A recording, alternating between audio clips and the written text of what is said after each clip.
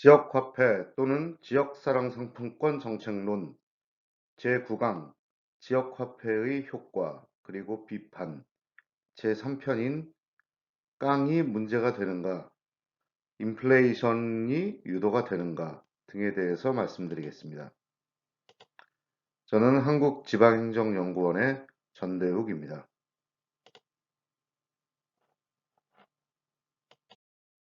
지난 강좌에서는 첫 번째 비판론을 다루다가 보충 설명으로 효과란 무엇이냐, 그걸 어떻게 추정하느냐, 뭐 이런 것에 대해서 자세히 설명을 드렸었는데요. 그러다 보니까 나머지 비판론은 뭐 아직 다루지 못하고 마침내 9강으로 들어왔습니다. 이 강좌에서는 나머지 4개의 비판론에 대해서 집중적으로 고찰해 보도록 하겠습니다. 우선 두 번째 비판인 할인율에 관한 것인데요. 우선 할인 차액을 지방재정에서 부담하기 때문에 재정 문제가 있고 또 지속 가능하지 못하다, 이런 비판이 있고요. 또한 할인율을 더 높게 줄수록 소위 말하는 깡이 늘어나지 않겠냐, 이런 비판입니다. 이 역시 좀 상당히 일리가 있는 얘기고요. 특히 할인 차액에 대한 지방재정의 부담 문제는 지역화폐 정책을 추진하는 초기에는 지방자치단체의 정책 추진에 대한 의지도 있고, 그래서 예산 편성도 좀 상대적으로 쉽게 할 수가 있는데, 과연 이게 해를 거듭할수록 얼마나 이 부담을 얼마나 가져갈 수 있느냐, 지속시킬 수 있느냐, 이에 대해서는 여전히 의문의 여지가 있습니다. 저도 동의하고요. 그래서 이 강좌에서 늘 강조하듯이, 그리고 지역화폐 정책의 실제 현장 컨설팅에서도 늘 말하듯이, 절대적으로 할인율은 초기 마중물이나 한시적인 경기부양의 목적으로 활용해야지, 아울러 지방재정의 역량을 감안해서 추진해야 한다, 라고 말합니다. 다시 말해서 정책의 좋은 취지를 살리는 것은 좋은데 쉽게 간다고 할인율에 의존하지 말자는 얘기죠. 오히려 이 강좌에서 말하듯이 지역경제 상생 거버넌스, 이런 걸 많이 말씀드렸었는데요. 이와 같은 어떤 사회적, 행태적인 노력, 그런 것으로 지역 화폐의 유통을 촉진시킬 필요가 있습니다. 또한 할인율을 높게 줄수록 부정 유통, 즉 깡이 증가한다는 비판이 있습니다. 이 경우에는 지역 화폐가 소상공인이 아니라 깡업자들만 배불리고 많은 그런 정책이 아니냐, 이런 비판이 있는데 상당히 일리가 있는 얘기입니다. 특히 깡이 발생한다면 이렇게 되죠. 특히 이제 과거에 우리가 전국 단위의 온누리 상품권을 이제 발행했을 때 초기에 깡이 극심하게 이루어지는 경험을 겪기도 했었죠. 지역화폐의 이 문제에 대해서는 저는 두 가지를 이야기하고 싶은데요. 첫 번째는 이러한 부작용을 충분히 알기 때문에 정책적인 대응 방안도 충분히 존재한다는 사실이고요. 이는 앞선 강좌에서 설명했듯이 가맹점 측면에서 상품권 매출의 모니터링과 관리를 통해서 적발이 가능하다. 다시 말하면 업종별로, 규모별로 이 유사한 업소들 간의 통계들이 있는데, 그에 비해서 어떤 특정 업소가 상품권 매출이 크게 튀는 경우에 이제 깡에 대한 우려가 있기 때문에 그런 데들을 집중적으로 관리해서 적발하는 방안이 그것이고요. 그다음 두 번째는 사용자 측면에서 1인당 구매 제한액을 줘서 할인 차익을 노리는 이 깡의 유인 자체를 이제 절감시키는 방법이 있을 것이고요. 세 번째는 이재명 경기지사가 최근 이제 코로나19 긴급 재난지원금의 할인율을 일시적으로 크게 높이면서 깡이 생길지도 모른다, 이런 것 때문에 그거에 대한 방지책으로 미스테리 쇼핑이라도 해서 이걸 단속하겠다, 라고 밝힌 바가 있었는데요. 이 미스테리 쇼핑이라는 것은 매수자로 위장해서 깡을 해서 팔려는 사용자들을 단속하는 방법이죠. 이 방법은 원래 2009년에 그 자본시장법에 따라서 도입된 제도로서 금융감독원이 일반 금융기관들이 이제 금융상품을 팔 때 금융감독원의 직원들이 고객으로 가장해서 이 금융사들이 제대로 고객에게 정보를 주는지 그런 것들을 단속했던 방법인데 이러한 방법이라도 동원해서 뭐 이런 것을 단속하겠다는 의지를 표명한 것은 적극적으로 깡에 대응하겠다는 이런 의지의 표현으로 볼 수 있을 것 같습니다. 그 높은 할인율은 깡을 유도한다는 비판에 대해서 제가 두 번째로 말씀드리고 싶은 것은 지역 화폐는 깡이 일어날 개연성이 매우 적다는 사실입니다. 실제로 제가 연구를 하면서 현장에서 확인했던 것이 뭐냐면 깡은 익명성이 대단히 중요하다는 사실인데 전국적인 어떤 상품권 같은 경우에 혹은 뭐 대도시에서 사람이 엄청나게 많은 경우에 상대적으로 이런 익명성이 보장돼서 깡의 개연성이 높아집니다. 하지만 인구 저밀 지역이라고 하는 예를 들면 뭐 지방의 중소도시나 농산호촌과 같은 지역에서는 인구 밀도가 낮기 때문에 사람이 적고 그래서 상대적으로 깡이 어렵습니다. 특히 이제 지역사회라는 것이 이제 사회적 관계망이 촘촘하고 즉 다시 말해서 사람들이 서로 서로를 거의 다 알고 있고 그래서 어느 누가 깡을 하게 되면 소문도 금방 나게 되죠. 그래서 상대적으로 소규모의 지역사회의 특성상 깡이 어렵다는 점이 있는데 그래서 이제 지역화폐가 낙후 지역에서 깡 문제가 별로 발생하지 않는 것이죠. 물론 뭐 인구나 경제가 상당히 발달된 대도시에서는 뭐 깡은 얼마든지 가능합니다. 아까 이재명 경기지사가 경기도라는 큰 이 지역적 범위 내에서 사람도 되게 많아서 깡의 우려가 있다고 볼 수 있는데 뭐 깡이 있다고 하더라도 아까 말씀드린 이 가맹점 측면에서 그리고 사용자 측면에서 어, 아까 말씀드린 그런 대응책을 통해서 상당 부분 이제 통제가 가능하다고 볼 수 있습니다.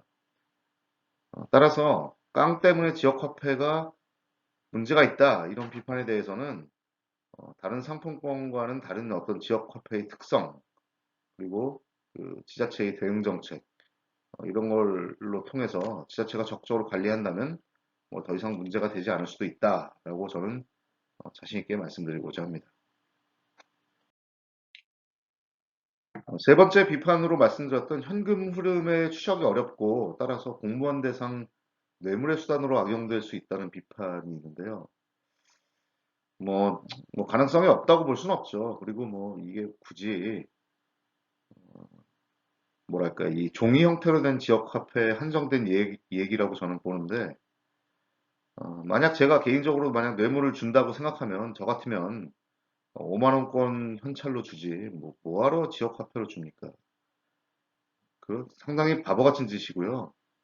그런 면에서 봤을 때는 이런 비판은 사실 반대를 위한 반대 논리가 아니겠냐 뭐 이런 생각이 들어서 사실 뭐 저는 별로 반론의 가치를 느끼지 못하는 정도의 비판이라고 볼 수 있겠고요. 또 마찬가지로 뭐 보관이 어렵고 위조나 변조의 가능성이 있다는 비판도 있는데 이거 역시 이제 종이 형태의 지역 화폐를 염두에 둔 말이겠죠. 물론 뭐 카드형이나 모바일형 같은 경우에는 해킹이나 조작의 문제와 같은 뭐 이런 보안상의 문제가 있을 수 있는데 어찌됐건 뭐 지류든 뭐 카드든 뭐 모바일 형태든 뭐든 간에 앞선 강좌에서 말씀드린 뭐 한국 조폐공사와 같은 이런 전문적인 협력기관이 가지고 있는 위변조 기술이나 이 정보 시스템에 대한 보안 기술을 충분히 적용한 그런 충분한 대비가 이루어져 있다라고 말씀드릴 수 있겠고요. 아울러 이제 특히 이제 지역 화폐의 특성이 그냥 불특정 다수가 사용하는 이런 상품권이 아니라 사용자들의 경우에는 이제 자기 기명 사용자죠. 그리고 마찬가지로 회원들도 회원제를 운영하는 경우도 회원 사용자들이기 때문에 가맹점도 마찬가지로 이제 가맹이 다시 어, 회원 가맹점이죠. 그렇기 때문에 유저들이 명확히 어떻게 거래를 하는지 등이 정확하게 파악이 됩니다. 따라서 그와 같은 실명제를 사실상 운영하기 때문에 이제 예방이 가능하다라고 이제 볼 수 있겠고요. 조작이나 위변조의 개연성도 높지 않다라고 볼 수 있겠습니다. 여기서 이제 한 가지 말씀드리고 싶은 거는 지역 화폐가 한때 블록체인 방식이냐 아니냐를 두고서 논의가 있었어요. 논란이 있었는데 이게 분명히 이제 지방자치단체라는 단일 그 관리 주체가 단일 플랫폼에서 이거를 운영하고 있기 때문에 블록체인과는 좀 거리가 있어 보이지 않냐, 뭐 그런 지적이 있는데 그것도 상당히 뭐 맞는 지적이죠. 다만 이 거래 특성상 거래 데이터라는 것이 판매 대행점과 사용자와 가맹점과 환전 대행점 등의 이 다양한 주체들이 있는데 이런 주체들이 거래를 할 때마다 쌍방향 일치되는 이 거래 데이터가 있어야 됩니다. 그런 것들이 일종의 좀 블록체인의 원리가 아니냐. 이런 면에서는 오히려 위번조의 가능성이 일반적인 상품권보다 낮다고 말씀드릴 수 있겠습니다. 네 번째 비판으로 관주도적이며 소비와 매출이 관주도적이기 때문에 과연 진짜로 사람들이 그렇게 호응을 해서 소비나 매출이 늘어날 수 있겠냐? 이것에 대한 실제 검증은 이루어지지 않지 않았냐? 뭐 이런 비판인데요. 제가 앞서 말씀드린 이 실증 연구가 뭐 전혀 없는 것은 아니라 앞서 말씀드린 연구 같은 것들이 이제 특정 사례 지역을 대상으로 한 실증 연구였죠. 그 연구에서는 소득이 약 2% 정도 증가했다라고 이제 결과를 보여드린 적이 있었는데 당시에 동지역에서 어떤 소상공인 등에 대한 설문조사를 한 결과 상품권 도입 이후 매출이 약 평균적으로 6%에서 11% 증가했다라는 결과를 이제 제가 설문조사를 통해서 얻었었는데 물론 이 뭐 제가 했던 연구 그 분석 모형에 의한 결과는 사실은 아까 2% 정도니까 뭐 그렇게 6%만큼 크진 않지만 실제로 이 가맹점들이 느끼는 체감 효과는 2%보다는 더 크다라는 것을 이제 이 설문조사 결과에서 이제 알 수 있고요. 다만 이제 이런 연구 결과가 현재까지는 거의 뭐 유일무이한 실증 분석 결과라서 향후 후속 연구를 통해서 충분한 검증이 이루어져야 되고 또 이런 비판에 대한 반론이 좀 일반화된 검증 결과로서 좀 반론이 돼야 될 것 같습니다. 제가 말씀드리고 싶은 거는 뭐 이런 이 연구를 통한 객관적인 효과 검증 뭐 그것도 중요한데 그 이전에 실제 사용자들이 지역화폐 사용의 필요성을 느끼고 좀 적극적으로 지역화폐를 써야 사실은 소비나 매출이 증가하고 뭐 실제적인 검증은 그걸 확인하는 결과에 불과하죠. 과연 어떻게 하면 그렇게 만들 수 있겠느냐 이게 사실 정말 중요한 건데 따라서 이제 우리는 이런 비판을 그냥 말도 안 되는 비판이다 이렇게라기보다는 좀 이걸 교훈 삼아서 더 철저하게 준비된 정책을 추진할 필요가 있을 것 같습니다. 뭐 그런 걸 말씀드리고 싶어요.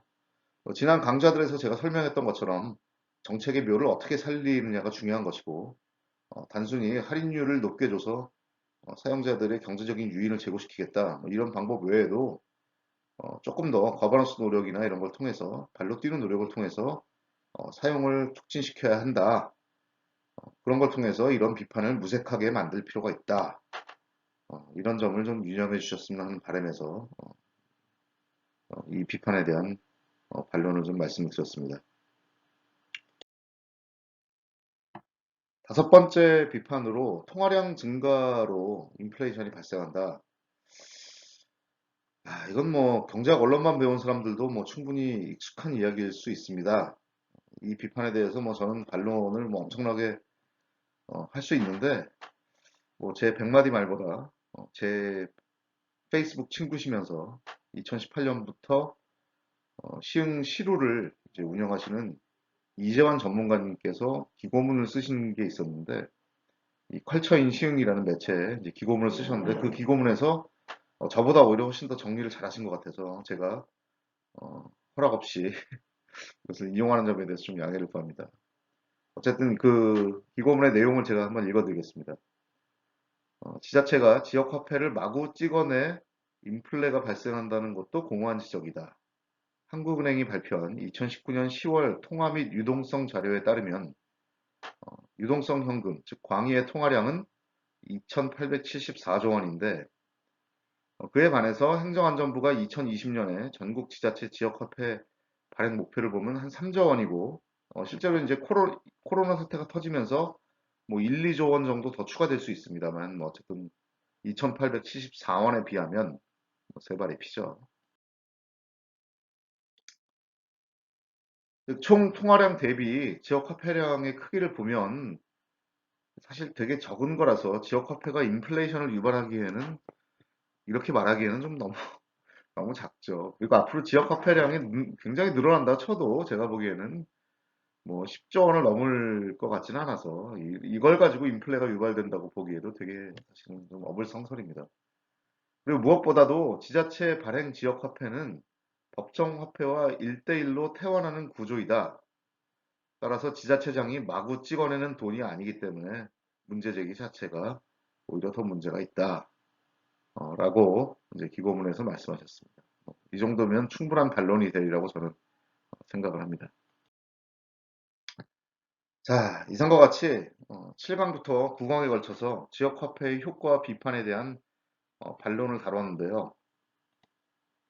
지역화폐 효과는 지역 내 소상공인들의 소득을 증가시키는 것은 물론 재정 투자를 상회한 효과가 존재한다. 구체적으로 효과는 카드 수수료 절감 효과, 지역 거래 순환 효과, 뭐 외지인 등 추가 현금 지출 효과, 낙존 효과 등이 있다라고 이제 말씀을 드렸고요.